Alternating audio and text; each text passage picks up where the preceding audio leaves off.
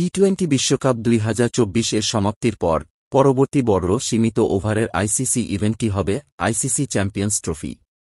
এই টুর্নামেন্টটি ২০২৫ সালে পাকিস্তানে অনুষ্ঠিত হওয়ার কথা। ১৯৯৬ সালের পর এই প্রথম আইসিসির বড় কোনো ইভেন্ট পাকিস্তানে অনুষ্ঠিত হতে চলেছে।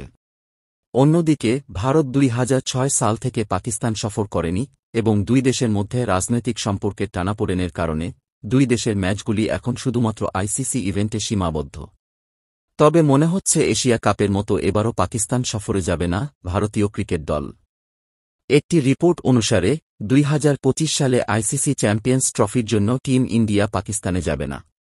একটি সূত্র জানিয়েছে যে ২০২৫ সালে আইসিসি চ্যাম্পিয়ন্স ট্রফির জন্য টুর্নামেন্টের ভেন্যুতে পরিবর্তন হতে পারে, অথবা এশিয়া কাপ ২০২৩ এর মতো চ্যাম্পিয়ন্স ট্রফিও হাইব্রিড মডেলে অনুষ্ঠিত হতে পারে। পাকিস্তান ক্রিকেট বোর্ডের চেয়ারম্যান মহসিন নাকভি সোমবার বলেছিলেন যে ভারত যদি চ্যাম্পিয়ন্স ট্রফি খেলতে তাদের দলকে পাকিস্তানে পাঠায় তাহলে তারা ভারতের সঙ্গে দ্বিপাক্ষিক সিরিজ নিয়ে ভাববে।